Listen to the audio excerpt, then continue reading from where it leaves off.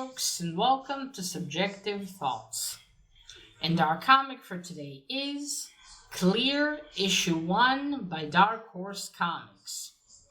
Now there is murder, fighting, a bit of blood, some war, some drugs, a bleak future, and,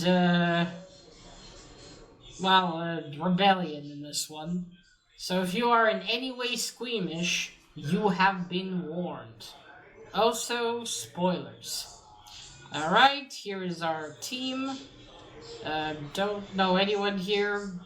Admittedly, at first I thought this was Zack Snyder, but nah, that's Scott Snyder, so don't know him. And that's it. Right, so this is perhaps not new. Because based on what I've seen on Google and Goodreads, this came out in 2021, but it was by Comixology. So perhaps this was first only digitally, and now Dark Horse decided to pick this up? I'm not sure, because on some other pictures I see, you don't see this. You don't see the Dark Horse logo. So there's a possibility. But yeah, I'm not sure. Just so you know.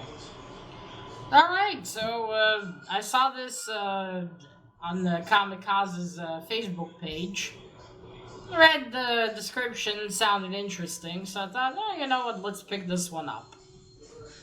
So our story starts where we see a lady, and we have some narration from our main character about a joke he was told by a 9-year-old about an asylum.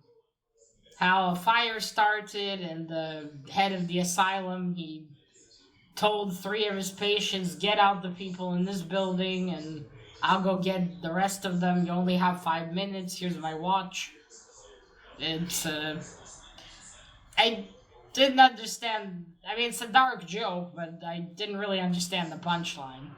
But yeah, we see this woman, she's going down the bridge, and she goes up and, jumps off from the highest point. And as she falls, we see all sorts of realities, because people in this... I should start with... This is the future. It starts with San Francisco.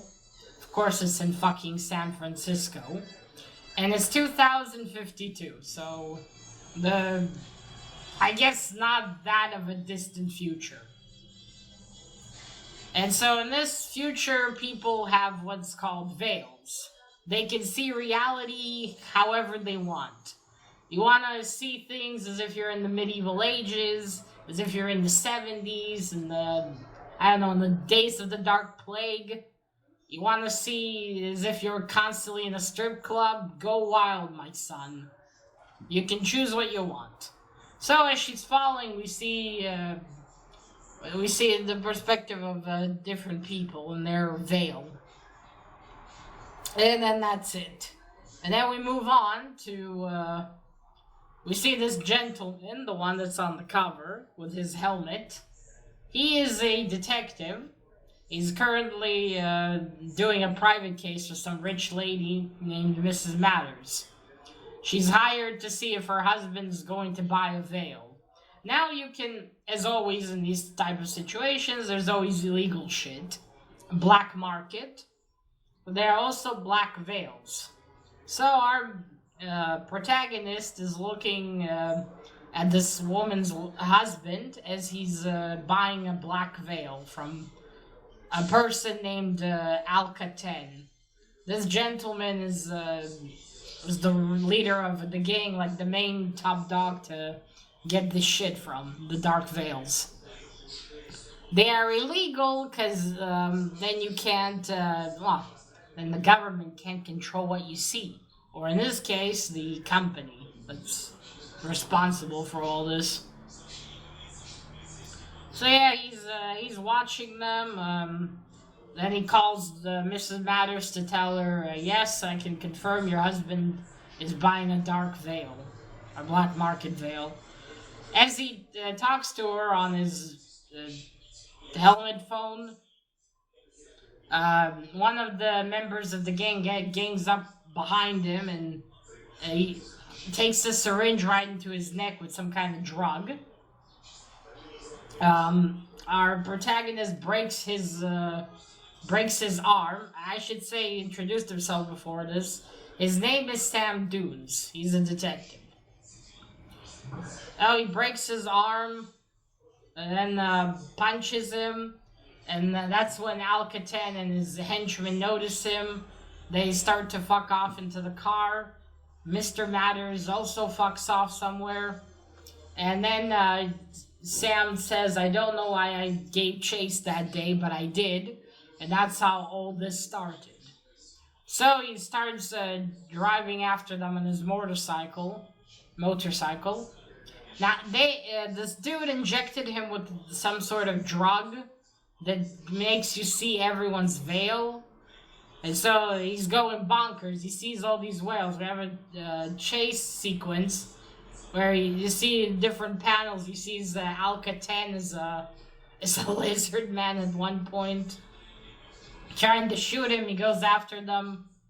He gets close enough to the car and grabs Al-Qatan out of there. And then they both, because he crashes, they're both flying down the road. We have more narration from Sam. It's always Sam, isn't it? Sam, Dan. Always almost, that feels like. I mean, I get it, it's a very, I suppose, good common name, but you never get a Jeffrey, you know? No Jeffreys. Right, I mean, that doesn't matter, just saying. And so they skid down the road. Al-Qatan telling him, you'll pay for this, Sam. As we see two police cars. Out of them comes a gentleman named Ben. Or Collins. Ben Collins. He's a former friend of Sam's. Well, he's now a police sergeant. And he gets out of the car and he's like, I don't know which one of you to arrest. So Al-Qatan's being taken into an ambulance. And Collins goes over to Sam. I need to talk to you. This has been an accident. And Sam's like, accident? All he has now is his helmet. So then we move on. They are at the morgue. And we see a lady. Sam opens one of the fridges. That's not what it's called. And he removes the sheet, and we see a red-headed woman, the same woman from the beginning who jumped off the bridge. So Sam knows this woman. Her name is Kendra. I'm not gonna even attempt her surname. Fuck that. So he knows her. He knew her, and Collins brought him there. He thought he might want to see her. Sam says, no, I did not want to see her. And then Collins tells him, the real reason I brought you here is maybe you could shed some light on this, because Kendra was working in a company called Connectivity. Connectivity. I'll leave the name here. I'm pretty sure I'm pronouncing that correctly. Right, Watson? He's like, what's going on? She was at a really high position, and there's seemingly no reason for her to commit suicide. Sam says, I don't know. When I heard that she got a high position, I sent her a gift a few years ago. Figured she'd either call me to tell me to fuck off or send it back, but she didn't do neither. So he hasn't heard from her. Now, Kendra is actually his ex-wife. They used to be married, and they've probably been divorced for some years. So anyway, Sam says he doesn't know. And then he leaves, and Collins calls after him and says, if you need anything, Sam, I'm still here. I'm still your friend. And Sam says, now who's lying, Collins? So Sam returns to his home, to his apartment, and we get some more backstory about the Veils. So there's been this Red War, And after that, like, Veil's just skyrocketed to popularity. It's not some device you put on. It's literally in your brain.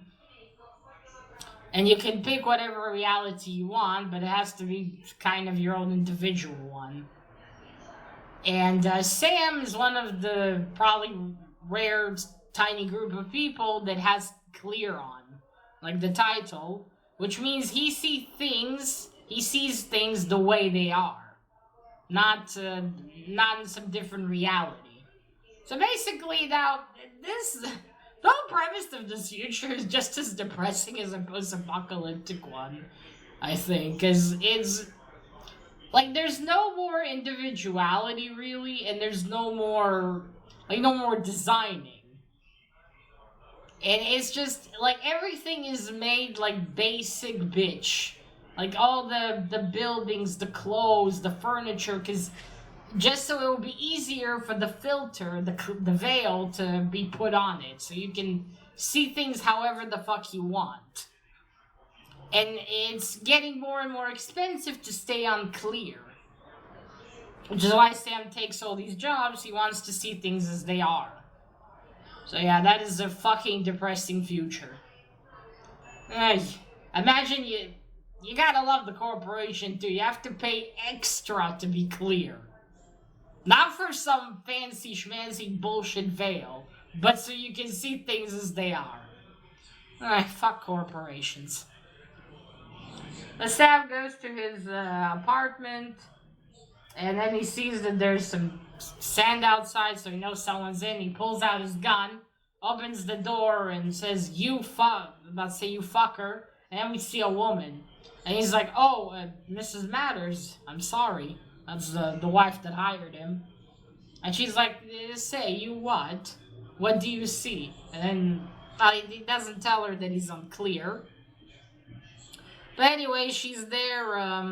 He says, "Well, yeah, I didn't see..." She wants to know what veil her husband wanted to buy. Black veil. What does he want to see her as? And he says, I don't know. I didn't see what he saw. I just saw that he bought a black veil." And she cries a bit. She said, "Doesn't matter." Sam pulls out a handkerchief to give her. Was it a tissue? To wipe her eyes, because apparently it's bad for the veil. It makes it all blurry and shit. Jeez, imagine even crying is gonna fuck you up like that. So then she tells him, "No need, I don't have a veil." She also pays for clear. She says, "Like you." And she guesses it because his clothes, his office, he has all these stuff that are like antiques. He has basketballs and a regular watch and all that sort of shit. And it's, again, sad that all that is antique. And again, no more individuality. So she wants her file, she wants him to destroy it, says she doesn't need it anymore. All she wanted was a confirmation that her husband bought a black veil. But honestly, if you see the lady, I don't get why the fuck her husband wouldn't want to see her. She's fucking hot. And he's like, "I need a veil." Maybe he has some kind of fetish. I don't understand why he bought a black veil. I mean, if he wanted something specific, I mean, he's rich. Why just not purchase it? I'm sure there are special treatment for rich people. There always is. So I don't know. I mean, I get why the company's regulated, because imagine, I don't know, someone has pedophilia fantasies. I mean, yeah. Yeah, I can totally see why they would regulate this shit. Or rape fantasies. Ugh.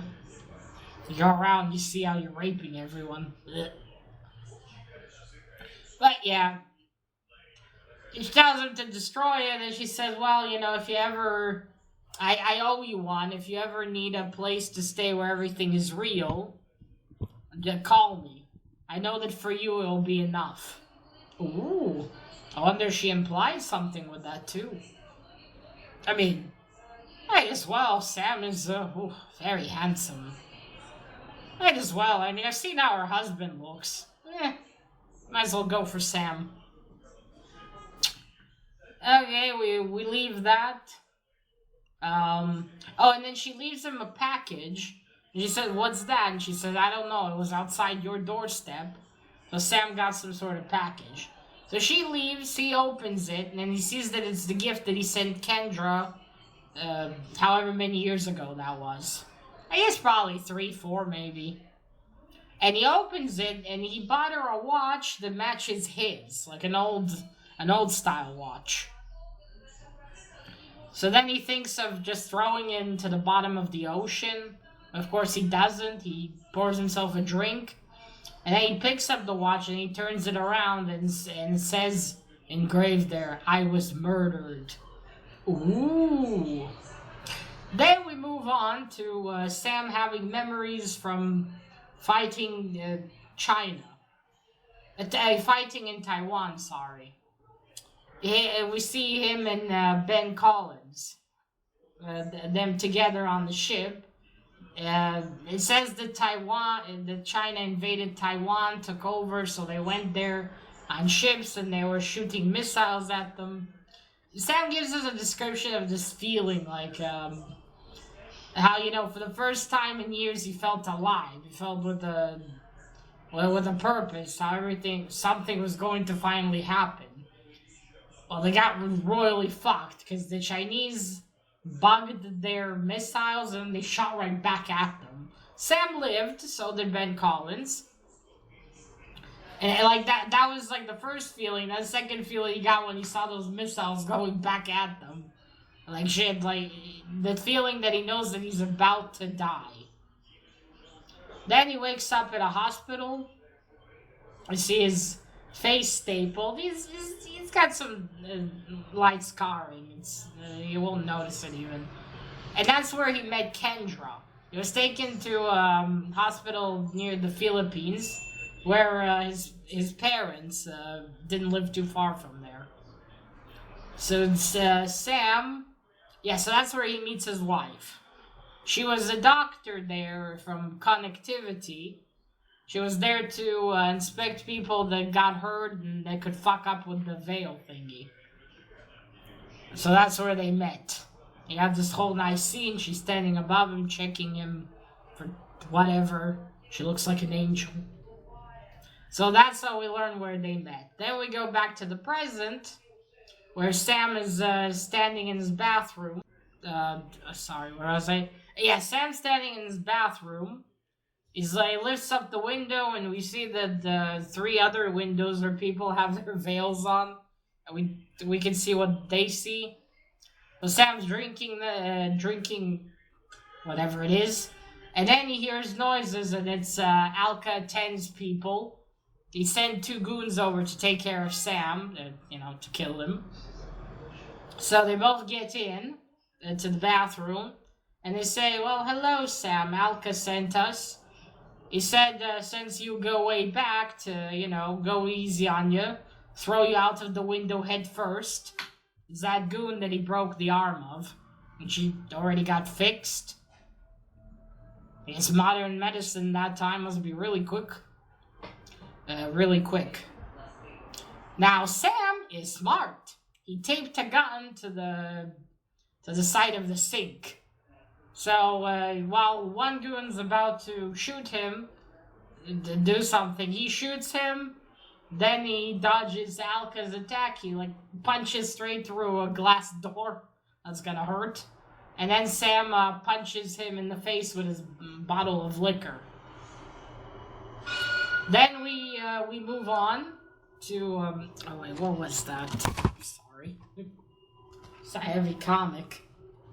A lot happens here. Okay, yeah, that was first. Then he goes to DOC, Department of Connectivity, and I love how it's in Alcatraz Island. How symbolic. Where he meets the director. This is where Kendra worked. And, he pretends to be her cousin and wants to, ask around, find out. We see the building where they all worked. Also, in this future, People don't even have like regular jobs of cleaning and stuff. Now there's robots who do all that, so it kind of makes me wonder how people, what people do for work exactly. If they're with the Veil 24/7, how do they see their computers or whatever it is they're doing? I don't really explain that. I see people sitting in the streets. What, can even homeless people afford the Veil? Curious. Right, Watson? Yes, so there's that. Oh, we hear a bit of about the company. It says, Kendra was very happy. I don't see why she would. Our work, sometimes we have some hard cases, but it's all good. We see that in this in their building, like they have a park there that's completely empty, and Sam sees 3 veils, but in all those veils there's a tree in the middle of the park, a real tree, not a hologram or something. And this tree was given to them from the estate of George Washington. I don't know American history, so I'm pretty sure that's somehow relevant, but I'm not sure how. But yeah, we see him, so we see the tree, and he tells him, this is where we test it, because the park's supposed to remain empty, so people can imagine what they want. And, some people want to see the lines, want to see the tree, but others don't want to see the tree at all. Watson, get off of there with your fat ass. I'm gonna break the bloody printer. Ugh, cats. Then he's off. So he goes and then he goes with the director to where Kendra's cubicle was, and there's a box of her belongings. So Sam takes that with him. He goes to meet Ben Collins for a drink. Again, we see the different Veils people imagine. Because he already showed him the watch of I Was Murdered. And inside of the box, there's all sorts of Kendra's belongings. And there's a notepad, and in it there's a reference to 1518, which is they're described as a terrorist group who want to have no veils whatsoever. They're very, very dangerous, and it's not clear to him or Ben why Kendra would even look for these guys. Because it seems that she was perhaps looking into this organization. But again, they're very dangerous, and Ben says, I don't know, she couldn't have even gotten far with that. Why would she even write that? And yeah, you can stay away from them, they're very dangerous. And then, okay, so something very bad happened to Sam and Kendra. It seems that that's what broke off their marriage. Because we see Ben about to reach into the box and says, Sam, I know you prefer clear, but maybe in this case you should consider putting on a veil so perhaps there's the things that you're not seeing. And in the box there's a picture of a photograph in a frame of a little boy. There's also before that, in the notepad there's a reference to a yellow-eyed man, just some kind of boogeyman. Yeah, like when hackers hacked the veil, something like that. But yeah, I believe that Kendra and Sam lost a son. I think that's who that kid is. That was their son. And I think something happened to him, and it has something to do with veils. I think perhaps because of veils, they lost their son. And that's why Kendra took this job in the Department of Connectivity. I believe that's what led her there. I think it's not confirmed. They don't say anything, but I'm pretty sure that's the reason. I'll explain why it would be hard for them to talk to each other afterwards, after losing a son, and perhaps why Sam is unclear. Yeah, they've been suggesting maybe use the veil to see your son, which, I mean, wouldn't that be more painful? Because, you know, he's not actually there, it's just a veil. And Sam says, thanks, you know, I don't want to. And we move on back to the Department of Connectivity again. It's late at night, it's the park, the director is there. He has some sort of like a monochrome, you know, like a one-eyed glass thing, but it's not a glass. It's some kind of, it's made out of metal or something. And he's about to look through it, but then he hears a noise. He turns around, who's there? No one's allowed to be in the park except me at this hour. And then we see George Washington? Okay, first he looks like the director, then he turns to look like George Washington. And then he's like, come on, director. This is no place for lies. And he's got an accent, looks like he's about to kill him. And then we move on again to Sam. He's down in his garage. He has, I guess he fixed his bike, or perhaps had a spare one. And he's preparing his helmet. I don't know, he takes some kind of dye or something. He wears gloves, puts his hands in this dye, and then puts them on his helmet so he looks like this, to create this. I honestly thought that was permanently on.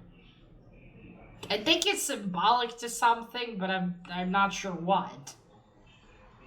Like, see no evil, but here it looks like the hands have eyes. Perhaps we'll learn that later, in the second or third issue. Alright, so Sam is on his way to find this terrorist organization. He wants to find out why Kendra was looking for them.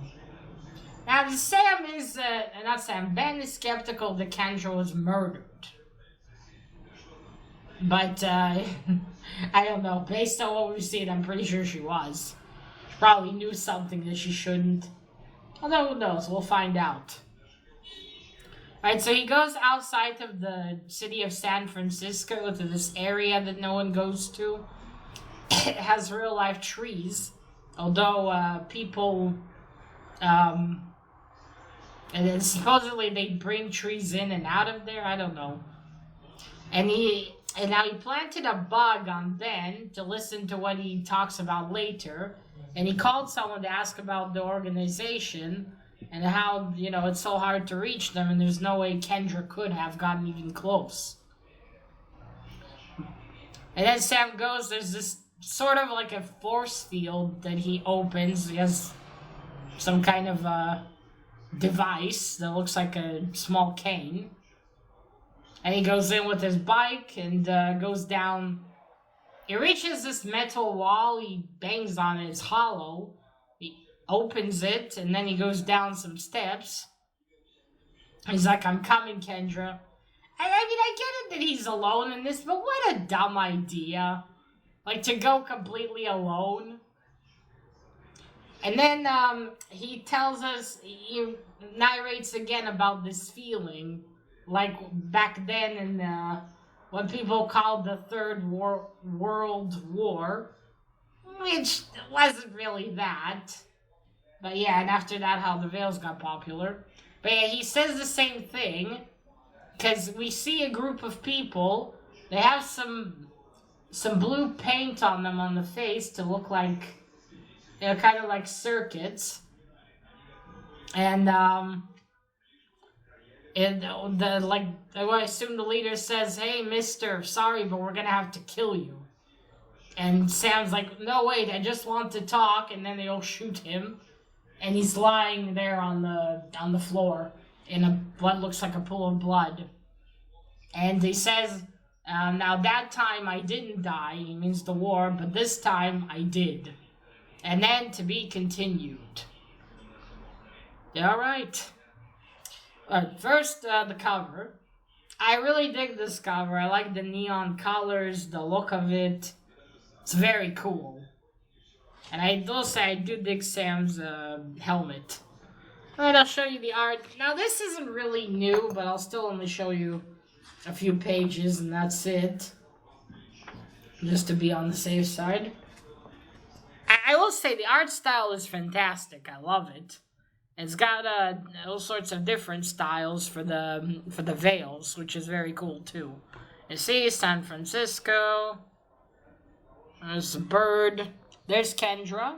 Yeah, you can see like the coats are all like one color. Everyone has the same one. They're all the robots. I guess they're waterproof. Oh, and yeah, you can see here. Okay, you can see here the veils, you see? And she's going up. You see the bird. There she goes up on that bridge. The San Francisco bridge, I should have said. And then she jumps down. You see people. Look at that. That sun is so sinister, man. Look at it. It's like, hey, someone's gonna commit suicide today. Ugh. Look at that Yeti. He's so unimpressed. Yeah, you can see, I quite like the different styles. Yeah, you see black and white. I will say, though, for someone who jumped down, I mean, I don't know, maybe she landed on her back. Kendra's corpse that looks pretty good. I mean, you'd think there'd be some more banged up. I mean, it would be more banged up.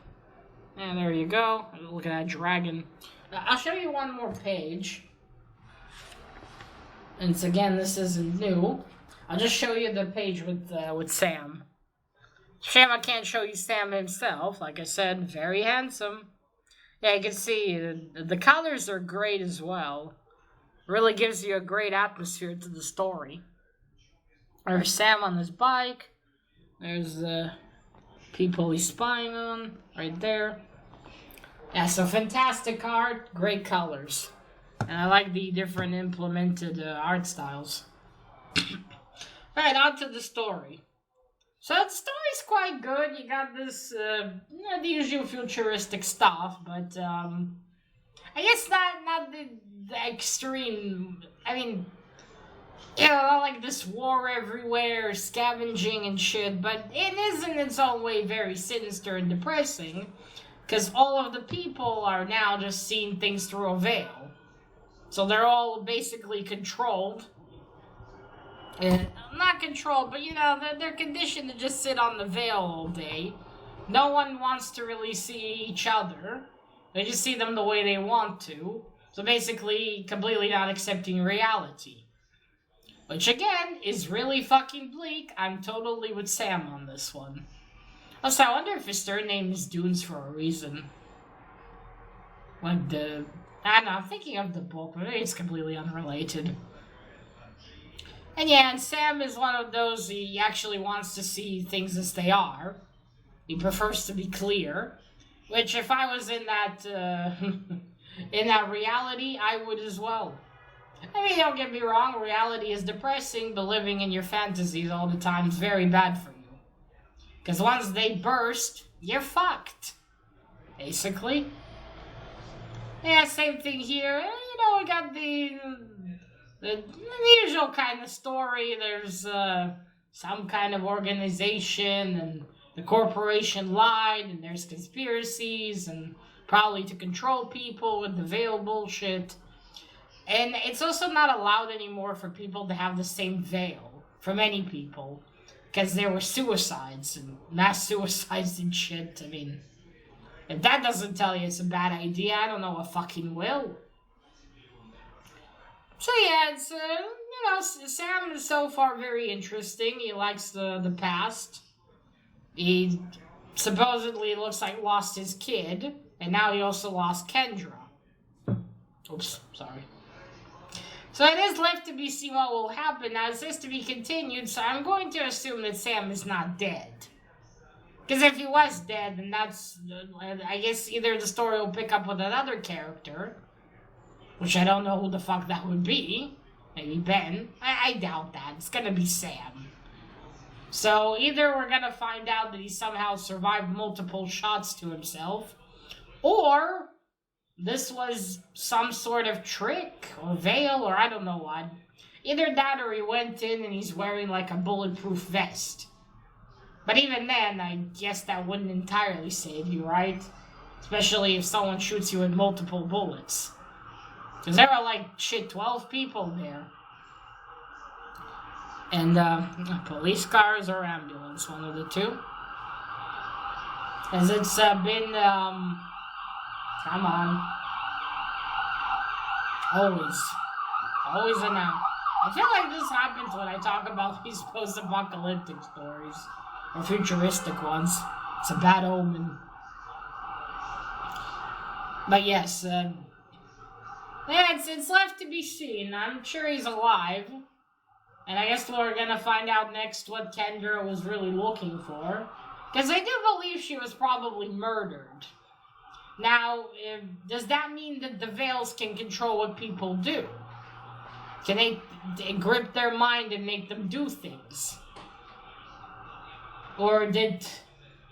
I mean, I don't know, if they can control you when you're with the Veil, then that is very sinister and terrifying. That means they can just kill you if they want. But does that mean that they controlled Kendra, or did she know she was going to be killed and, I don't know, decided to, eliminate herself to then send Sam a warning? Because she sent him a warning in, I guess, a safe way in a sense, because she engraved it on the watch. No one would look at that. But then what did she find out, and was she actually trying to reach this group? This 15, 18 people. And what is their goal? They obviously live with no Veils, and also what we're not mentioning is how the Veils are installed. Because Sam says now your computer is your brain, and your screen is your eyes. So, I'm confused, like, is it from birth, do you get some kind of implant, or how does that work? I wish that was explained in the story. Because it just tells us, well, everyone has a veil. Yeah, but, okay, let's say a baby is born. Is he already automatically going to have a veil? Do you have to shoot that in? Do you have to wait for a certain age? I'm just wondering, how does that all work? Perhaps in issue 2 we'll find out. But yeah, overall, this is a very interesting issue. I mean, a very first good issue. You got enough about the world. Sam himself is an interesting character so far. And it's also interesting to see what happens. Especially since there's only 2 more issues to this. Unless they make more in the future, this is a 3-part story, so... It's left to be seen how this will conclude, because they have to do it in 2 issues. Unless I'm wrong here, of course, but, I don't know, we'll see. So far, it looks like there's only 3 issues. And we'll see where this goes. I'm definitely looking forward to the second one. I really want to find out what happens. How does Sam wake up from this? Was he actually shot, or did they use some kind of veil on him to make him think he was dead? I don't know. Left to be seen. Alright, folks, so that is it. Let me know what you think of Clear. Did you read it? Did you like the first issue? What are your thoughts? Shit. I need some water. Alright, so that is it. Now remember, collect what you're passionate about and share it on YouTube. Bye!